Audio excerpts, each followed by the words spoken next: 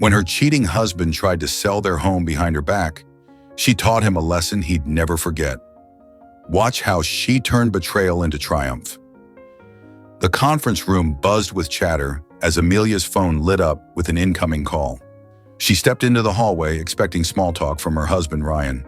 Instead, his voice came through cold and smug. "I'm leaving you," Ryan declared. "Oh, and I've sold the apartment. You'll need to figure out where you're going to live." Amelia froze. The audacity left her breathless.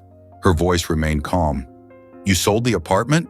"Yes," he replied smugly. "Stacy and I need the money to start our life together.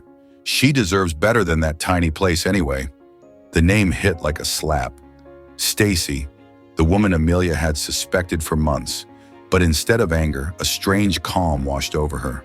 "Sounds good," Amelia said evenly, refusing to let him hear her crack. What Ryan didn't know was the apartment deed had been solely in her name for months. His arrogance and carelessness were about to be his undoing. Amelia's best friend and lawyer, Emma, was livid when Amelia shared the news. "He sold the apartment without your consent?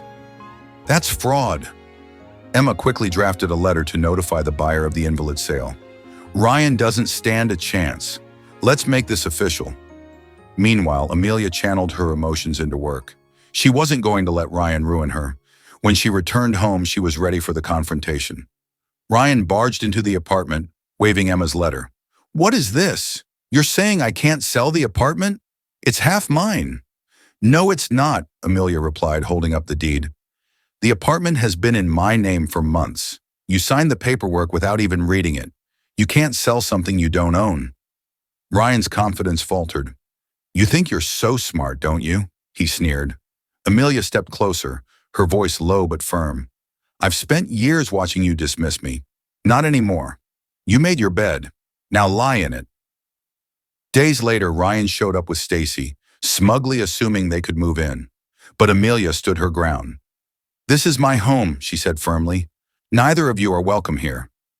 Stacy's confidence crumbled as Amelia revealed Ryan's lies, including his fraudulent sale. "You mean there's no money?" Stacy hissed, turning on Ryan. "You lied to me?" Ryan begged and pleaded, but Stacy stormed out, leaving him behind. Amelia felt nothing but satisfaction as she handed Ryan his packed belongings. "You have until the end of the day to leave," she said coldly. "You've already overstayed your welcome." In the weeks that followed, Amelia transformed her life. The apartment became a reflection of her strength and independence. The divorce was finalized swiftly, thanks to Emma's meticulous work. One evening, as she sat in her newly arranged living room, sipping tea, Amelia felt an overwhelming sense of peace. Ryan's betrayal had been devastating, but it had also set her free. For the first time in years, the silence in her home wasn't suffocating.